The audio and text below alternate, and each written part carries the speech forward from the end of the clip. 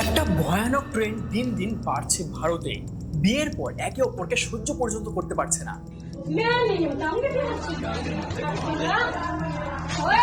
ভারতে পরকীয়া বা এক্সট্রা ম্যারিটাল অ্যাফেয়ার্সের সংখ্যা দিন দিন বাড়তেই থাকছে। कौन है घर में? हटियो साइड। कोई भी तो नहीं है। साइड देखने दे। तुम्हारे जूते तुम्हें नहीं पता, कोई भी नहीं अंदर। मैं कह रहा हूँ आगे सट जा। क्यों क्यों? ये तुम्हारे ही जूते थे। आज मैं जल्दी आ गया तो मिल गए ना जूते। तुम्हें कुछ तुमसे कुछ सामान मंगाया था। সোশ্যাল মিডিয়া খুললেই দেখবেন কেউ না কেউ হাতে নাতে ধরা পড়ছে চিটিং করতে গিয়ে। निकाल के इसको मतलब ना कौन है रुको मेरी बात मेरी इनसे शादी करें शादी कर रहे शादी कर কোথাও কোনো হোটেলে স্ত্রী স্বামীকে অন্য বউয়ের সাথে ধরছে। कब आएगा चौरी सौ पे कौन आएगा डेली आते हैं कौन डेली आता है ये आपके कजन आप डेली नाइट को आते हो। ये हमारी बीवी है, ये हमारी पत्नी है। शादी मैं किया हूं इनसे, एक मिनट शादी हम किए हैं इनसे और आप आ रहे हो यहाँ पे डेली। हैं তো কোথাও স্ত্রীকে তার প্রেমিকের সাথে ঘুরছে বলে হাতে নাতে ধরছে। अंकल यहाँ मुझे ना किसी से हेल्प लेनी हो तो किससे लो? कहाँ ये मेरी वाइफ है, अपने यार के साथ घूम रही है, देखो हाथ पकड़ के। और मैं इसको कई दिन से पीछा कर रहा हूँ, आज पकड़ी गई है। এগুলোতে হার এক বা ফানি কমেন্ট ভর্তি হলেও শকিং পার্টিজ এগুলোর সংখ্যা দিন দিন বাড়তেই থাকছে। আর আপনি এসব ভিডিওর প্রোফাইলিং করতে পারবেন না, সোসাইটির কোন ক্লাস থেকে বিলং করে আলাদাভাবে ক্যাটাগরাইজ করতে পারবেন না, কারণ সব জায়গায় হচ্ছে, সব লেভেলে হচ্ছে। বিলিনিয়ারদের সাথে হচ্ছে, গ্রামে গঞ্জে হচ্ছে, অফিস কলিগের সাথে হচ্ছে, পাড়ায় প্রতিবেশীদের সাথে হচ্ছে, লাভ ম্যারেজের পরও হচ্ছে, অ্যারেঞ্জ ম্যারেজের পরও হচ্ছে, বিয়ের মাত্র 3 বছরের মাথায়ও হচ্ছে, আবার বিয়ের 30 বছর পরও হচ্ছে, লং ডিস্টেন্স রিলেশনশিপেও হচ্ছে, আবার ঘরে ভাজা মাছটা উল্টে খেতে পারে না ব্যক্তিও করছে। ছেলে অথবা মেয়ে, পুলিশ, উকিল, engineer, school teacher, professor, delivery boy, businessman, politician, সমস্ত ধরনের মানুষ করছে। স্মৃতি মন্দনা থেকে চাহালের মতন হাই প্রোফাইল কেসও রয়েছে। বিহারে এমন একটা কেস দেখা গেছে যে স্ত্রীকে যখন বয়ফ্রেন্ডের সাথে হাতে নাতে ধরে স্বামী, তখন হাজবেন্ড তারই বিয়ে দিয়ে দেয় বয়ফ্রেন্ডের সাথে। বউয়ের সাথে শ্বশুর অথবা শাশুড়ির সাথে বর পালানোর খবরও কম আসছে না। কিছু কিছু কেসে তো পরকীয়ার ভয়ঙ্কর পরিণতি হচ্ছে। মিরাটের নীল ড্রাম কেস মনে করুন। মুস্কান রাস্তোগি নিজের বয়ফ্রেন্ডের সাথে হাত মিলিয়ে নিজেরই স্বামীকে খুন করে দেয়। রাজস্থানের হানিমুন মার্ডার কেস, যেখানে একজন স্বামীকে মেরে বডি নিয়ে বয়ফ্রেন্ডের বাইকেই ঘুরছিল। আপনার প্লে স্টোরে গিয়ে সার্চ করুন গ্লিডেন। এই অ্যাপে বিবাহিত পুরুষ মহিলারা ডেটিং পার্টনার খুঁজে পাবে। ছেলেদের ইউজ করতে টাকা লাগলেও মেয়েদের ক্ষেত্রে ফ্রি। তাদের করা একটা সার্ভে বলছে 48% ভারতীয় বিশ্বাস করে যে একই সময় দুজনের সাথে ভালোবাসা হতে পারে। 41% মানুষ বলছে তারা বিয়ের পরেও অন্য কারোর সাথে রেগুলার সেক্স করেছে। Global dating app company Ashley medicine তাদের উদ্দেশ্য পরকীয়া এবং তাদের ট্যাগলাইন Life is short.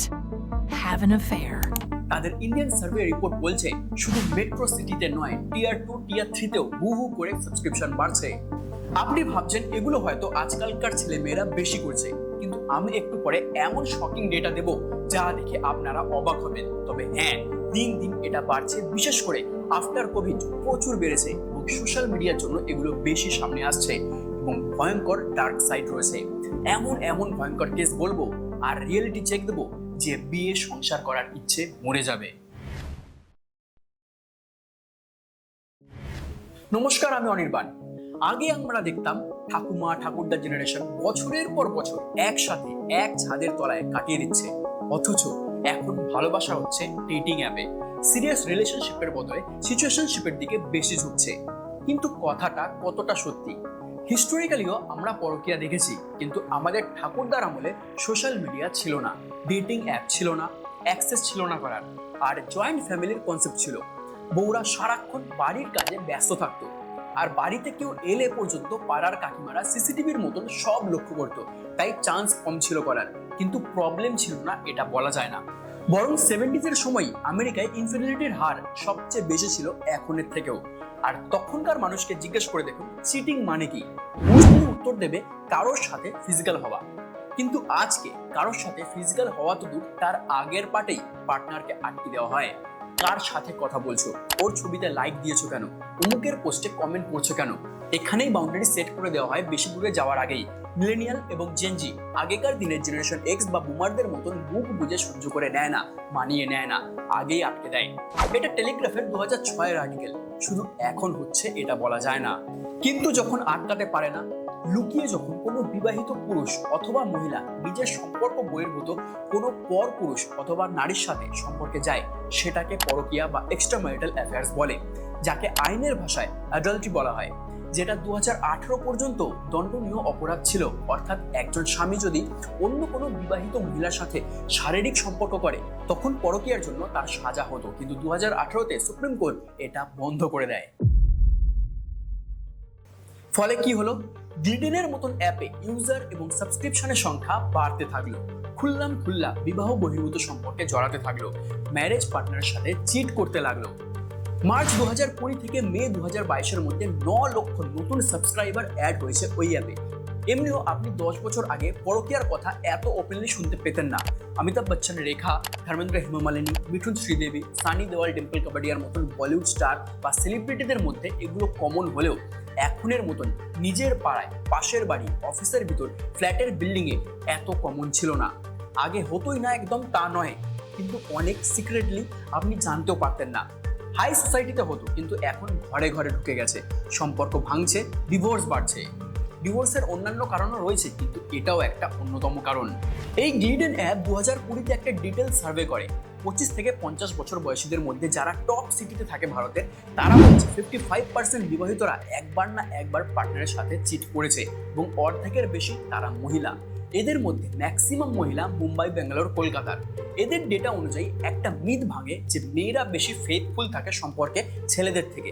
এটা সম্পূর্ণ ঠিক নয়, কেন পরে বলছি। 48% মানুষ বলছে একই সময় দুজন মানুষের সাথে থাকা যায়।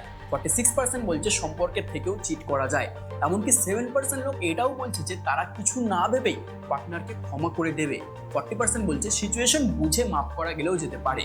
47% মানুষ বলছে একবার হলেও পার্টনার বাদে ক্যাজুয়াল বা ওয়ান নাইট স্ট্যান্ড করেছে।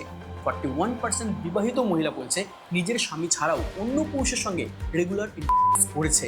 ছেলেদের মধ্যে একই ঘটনা ঘটিয়েছে 26%। এবার এই সার্ভে অনুযায়ী 20% ছেলেরা পরকীয়ায় ইনভলভ হয়, যেখানে মেয়েরা 13%। কিন্তু 18 থেকে 29 বছরের মধ্যে মহিলা আবার বেশি চিট করে 11% অ্যাজ কম্পেয়ার টু মেন 10%। এবার হতে পারে মেয়েরা বেশি চিট করেছে, অথবা সার্ভেতে মহিলারা বেশি ওপেনলি আনসার দিচ্ছে। আবার ভারত সরকারের ন্যাশনাল ফ্যামিলি হেলথ সার্ভেতে 0.3% ভারতীয় মহিলা স্বীকার করেছে যে তারা এক্সট্রা ম্যারিটাল সেক্সে ইনভলভ থেকেছে, সেখানে ছেলেরা বলছে 2.78%। তাহলে কোনটা ঠিক? এবার এই সমস্ত ডেটার মধ্যে কিছু সিক্রেট হাইড রয়েছে। এক, গভর্নমেন্ট স্যাম্পল সাইজ বিশাল, প্রচুর মানুষকে জিজ্ঞাসা করে তবে এই ডেটা। অন্যদিকে প্রাইভেট সার্ভেতে মাত্র কয়েকজনকে জিজ্ঞাসা করেই এই রেজাল্ট। 2, এই ধরনের প্রশ্নের কজন অনেস্ট আনসার দেয়? আপনি নিজে দেবেন। 3, গভর্নমেন্ট সার্ভে ঘরে ঘরে গিয়ে হয়। আপনার বাড়িতে লোকজনের সামনে আপনাকে এই ধরনের প্রশ্ন করলে আপনি কি করে থাকলেও হ্যাঁ বলবেন? সেখানে প্রাইভেট সার্ভে রাস্তাঘাটে হয়। 4, গভর্নমেন্ট লাস্ট সার্ভে যখন হয়েছিল তখন সেকশন 497-এ পরকীয়া ইলিগাল ছিল। অর্থাৎ গভর্নমেন্ট জানতে চাইছে তুমি কি অপরাধ করেছো, আপনি হ্যাঁ বলবেন। সেইখানে প্রাইভেট কোম্পানি যেসব অ্যাপ চালায় তাদের মূল উদ্দেশ্যই হলো বিজনেস। তারা তো চাইবেই যে দেখাতে মেয়েরা বেশি চিটিং করে, আর সেটা নর্মালাইজ করার চেষ্টা করবে, যার ফলে আরও মেয়েরা সেই অ্যাপে রেজিস্টার্ড হবে এবং তাদের দেখে আরও ছেলেরাও আসবে। এইসব সার্ভে ডেটাই তাদের মার্কেটিং অ্যান্ড টুলস। একবার একটা গ্রুপ অ্যাশলে মেডিসন হ্যাক করেছিল, যেখানে 37 মিলিয়ন ইউজার এক্সপোজ হয়ে গিয়েছিল। সেই ডেটাগুলো জার্নালিস্ট অ্যানেলি নিউটস অ্যানালাইজ করে দেখেছে 70,000 মহিলা অ্যাকাউন্ট ফেক অথবা বট, এবং 5.5 মিলিয়ন মহিলা ইউজারদের মধ্যে মাত্র 1500 মেই অ্যাপে রিয়ারলি অ্যাক্টিভ থাকে as compare to 31 million men. তবে এই ডেটা থেকেও যে ফাইনাল কনক্লুশনে আসা উচিত হবে তা নয়, কিন্তু এটা প্রশ্ন হওয়া উচিতই নয় যে ছেলেরা বেশি করে না মেয়েরা বেশি করে, আগের জেনারেশন বেশি করতো না এখনকার, বরং এটা না হওয়া উচিত ও প্রশ্ন হওয়া উচিত কেন হয় আর কেন বাড়ছে এগুলো। আগেই বলেছি এটা যে কোনো জায়গায় যে কোনো ক্লাসেই হচ্ছে, কেউই সেফ নেই। এই কেসটাই দেখুন, বিহারের এই মহিলার 12 বছরের লাভ ম্যারেজ ছিল, 3টে সন্তান আছে, তারপরও অন্য একজনের প্রেমে পড়ে যায়, যার আবার 2টো সন্তান আছে। ধরা পড়ার পর মহিলার স্বামী ওই বয়ফ্রেন্ডের সাথেই বিয়ে দিয়ে দেয়। নয়ডার এই কেসটাই দেখুন, যেখানে স্ত্রী তার স্বামীকে অন্য একজন মহিলার সাথে হোটেল রুমে ধরে ফেলে। উত্তরপ্রদেশের এই কেসটায় সেম কেস, ধরা পড়ার পর স্বামী বয়ফ্রেন্ডের সাথে বিয়ে দিয়ে দেয়। এগুলো তাও ঠিক আছে, কিছু ক্ষেত্রে স্ত্রী আর বয়ফ্রেন্ড মিলে স্বামীকে মার্ডার পর্যন্ত করছে। আর এই সব দেখে ছেলেরা বলছে আজকাল মেয়েদের উপর বিশ্বাসই করা যায় না, আর মেয়েরা বলছে সব পুরুষই একই, ছেলেদের স্বভাবটাই এটা। কিন্তু বিষয়টা এত সহজ নয়। এমন নয় যে সবাই এমন করছে, বিয়ের পর কেউই সুখী নয়। কিন্তু দিন দিন পরকীয়ার ট্রেন্ড বাড়ছে। তাহলে কেন করছে? যারা করছে সেই কেস বাদ দিলাম, এরা ক্রিমিনাল মাইন্ডেড। কিন্তু যেখানে ক্রাইম ইনভলভ নেই, শুধু চিটিং রয়েছে, সেখানে বেশ কিছু রিজন সামনে আসে। সার্ভে রিপোর্ট অনুযায়ী 48% মানুষ এমন রয়েছে যারা মনে করে তাদের বিবাহিত জীবনে কোনো এক্সাইটমেন্ট নেই আর থ্রিল নেই জীবনে। ওদিকে 40% লোক বলছে তাদের সম্পর্কে ইমোশনাল কানেকশন নেই, আর 26% লোক ওপেনলি স্বীকার করছে তাদের জীবনে ফিজিক্যাল ইন্টিমেসি নেই। আর সবচেয়ে শকিং পার্ট হলো 24% এমন আছে যারা বলছে তাদের লাইফে কোনো প্রবলেমই নেই, সবকিছুতেই স্যাটিসফাইড, তাও এইসব ডেটিং অ্যাপ ইউজ করে। আমার মতে সবচেয়ে বড় রিজন হলো ল্যাক ইন্টিমেসি, ফিজিক্যাল আর তার চেয়ে বেশি ইমোশনাল। বেশিরভাগ ক্ষেত্রে দেখা গেছে পার্টনার অ্যাভেলেবেলই থাকে না, লং ডিস্টেন্সে জব করে অথবা সাথে থাকে কিন্তু ইমোশনালি অ্যাভেলেবেল নয়, যার জন্য এই ধরনের মানুষ ওই জিনিসটা পাওয়ার জন্য বাইরে একটা শেল্টার খোঁজে। অনেক কেসেই দেখবেন বিয়ের কিছু বছর পরই পার্টনার ফিজিক্যাল ইন্টিমেসিতে ইন্টারেস্টেড থাকে না, যেখানে অপর ব্যক্তির সেটা চাই। অনেক ক্ষেত্রেই বিয়ের পর পার্টনাররা আগের মতো থাকে না, রিলেশনশিপে এফোর্ট দেয় না, বোরিং রিলেশনশিপ হয়ে গেছে, অ্যাডভেঞ্চার শেষ হয়ে যায়। 77% মহিলা বোরডমের জন্য চিট করে, কারণ ডেইলি লাইফ একঘেয়ে হয়ে যায়। এইসবের জন্য প্রথমে ঝগড়া অশান্তি হয়, তারপর বাইরে গিয়ে অন্য কারোর সাথে সেই সব নিড পূরণ করে। সেটা অফিসে হতে পারে, ছেলে মেয়েকে স্কুলে আনতে গিয়ে কোনো গার্জেনের সাথে হতে পারে, কমিউনিটিতে হতে পারে, আর এখন পপুলার জিমে বেশি দেখা যাচ্ছে। আর একটা হলো রিভেঞ্জ অ্যাফেয়ার, যেখানে স্বামী ধরুন কারোর সাথে অ্যাফেয়ার করছে দেখে তার প্রতিশোধ নিতে স্ত্রীও অন্য কারোর সাথে অ্যাফেয়ার্সে জড়াচ্ছে। আর একটা হলো কম্প্যাটেবিলিটি। 90% বিয়ে ভারতে অ্যারেঞ্জ ম্যারেজ হয়। বেশিরভাগ ক্ষেত্রেই স্বামী স্ত্রী একে অপরকে ভালোভাবে বুঝেই উঠতে পারে না, দুজনের ভাইব ম্যাচ করে না, সেই জন্যও এমন কেস উঠে আসে। অনেক ক্ষেত্রেই বাড়ির লোক মেয়েদের জোর করে বিয়ে দিয়ে দেয়, যেমনটা এই কেসে দেখতে পাবেন। क्यों ना हम इसको चाहते थे, कभी घर वाले मेरे जबरदस्ती तो चाहने से नहीं ना होगा, तुम शादी जिसकी ऑलरेडी हो चुकी है नहीं तो हमको नहीं तो फिर कानूनन तो तुमको तलाक लेना पड़ेगा ना। हाँ तलाक लेना पड़ेगा मुझे बहुत। এই ধরনের কেসে চিটিং হওয়া কোনো শকিং ব্যাপার নয়। আরও একটা কারণ হচ্ছে ইনফ্লুয়েন্স অ্যান্ড অ্যাক্সেসিবিলিটি। ধরুন কোনো সম্পর্কে কম্প্যাটেবিলিটি, ইন্টিমেসি কোনোটাই নাই। 4 মোর শর্টসের মতন ওয়েব সিরিজ, আগেকার সিলসিলা থেকে হালের গেহরাইয়ার মতন মুভিতে পরকীয়া প্রমোট করে। এগুলো দেখে ভাবে যে ওরা করছে, আমরা কেন করবো না। সোশ্যাল মিডিয়া রিলস তাদের ইনফ্লুয়েন্স করে অ্যাফেয়ার করায়। ইনস্টাগ্রামে ভালগার আর নিউটির কন্টেন্টের কমতি নেই এবং কিউট কাপল রিলস ভর্তি। এইসব দেখে ছেলেরা ভাবে আমার পার্টনার কেন এমন ফিগার নয়, কেন এমন ম্যাচিওর নয়, কেন এমন কোয়ালিটি নেই। আর অন্যদিকে মহিলারা ভাবে কেন আমার স্বামী এমন হ্যান্ডসাম নয়, এমন সিক্স প্যাক অ্যাবস নেই, কেন সারাক্ষণ আউটিংয়ে নিয়ে যায় না, কেন এত সাকসেসফুল নয়। এক্সেসিভ কন্টেন্ট কনজিউমের ফলে কম্প্যারিজন চলে আসে। হয়তো দেখা যাবে সামর্থ্য অনুযায়ী সবই করে, কিন্তু এক্স্যাক্টলি অমুক রিলে দেখা তমুক কাপেলের মতন করে কেন ভালোবাসে না, এই নিয়ে আননেসেসারি ডাউট ক্রিয়েট করে মাইন্ডে। আর এইসবের মধ্যে যদি গ্লিডেনের মতন অ্যাপের অ্যাক্সেসিবিলিটি চলে আসে, তখন এসব করতে কে আর আটকায়। মহিলাদের ক্ষেত্রে তো প্রবলেম হয়ই, ফ্যামিলি ম্যারেজ তো নষ্ট হয়, সাথে সেকেন্ড পার্টনারের কাছে হওয়ার চান্স বেড়ে যায়। সে কিছু করলে বাপের বাড়ি ফেরার মুখ থাকে না, সেক্সুয়াল ব্ল্যাকমেলের ভয়ে সমাজে বলতে পারে না কাউকেই, অসহায় হয়ে পড়ে। আর ছেলেদের ক্ষেত্রে এক্সট্রা ম্যারিটাল অ্যাফেয়ার্সের জন্য বড় অ্যামাউন্ট পে করতে হয় ডিভোর্সের পর।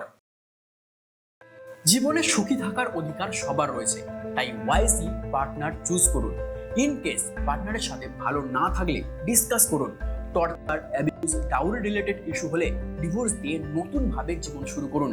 কিন্তু এমন কেন যে একটা সম্পর্কে থেকে সেটাকে বরবাদ করছেন আর অপর সম্পর্কেরও কোনো নাম দিতে পারছেন না। শুরুতে সবার এক্সাইটমেন্ট লাগে, অ্যাডভেঞ্চারাস লাগে যে যেটা মিসিং ছিল জীবনে সেটা ফিরে পেয়েছি, কিন্তু ধীরে ধীরে সেটা প্রেশারে পরিণত হয়। ফিজিক্যাল, ইমোশনাল এবং ফিনান্সিয়াল, এমনকি বাচ্চাদের উপর প্রভাব পড়ে। এসব দেখে বড় হলে এরাও এগুলোই শিখবে অথবা বিয়ে করতেই ভয় পাবে। নিজের বাবা মাকে এমন করতে দেখছে, সেখানে অন্য কাউকে কি বিশ্বাস করবে। এক্সেসিভ কাপল কন্টেন্ট বা ভালগার কন্টেন্ট দেখা বন্ধ করুন। অনলাইন থেকে অফলাইন পার্টনারের সাথে টাইম স্পেন্ড বেশি করুন। ইন্ডিয়াতে একজন মহিলা সারা দিন বাড়ির কাজ করে, সেটাও আপনাকে বুঝতে হবে। আবার স্বামীও আজকের মূল্যবৃদ্ধির দিনে সংসার চালাতে অফিসের দিনরাত এক করে দিচ্ছে, সেটাও আপনাকে বুঝতে হবে। সামর্থ্য অনুযায়ী, ক্ষমতা অনুযায়ী নিত্য নতুনভাবে ভালোবাসুন। ফিজিক্যালের থেকেও ইমোশনালি বেশি অ্যাভেলেবেল থাকুন। একজন স্বামী স্ত্রীর উপরে উঠে বেস্ট ফ্রেন্ড হয়ে উঠুন। অপশন খুঁজলে হাজারটা পেয়ে যাবেন, কিন্তু তাতে শান্তি পাবেন না। মনে রাখবেন, জীবনে একজন সঠিক মানুষ যথেষ্ট।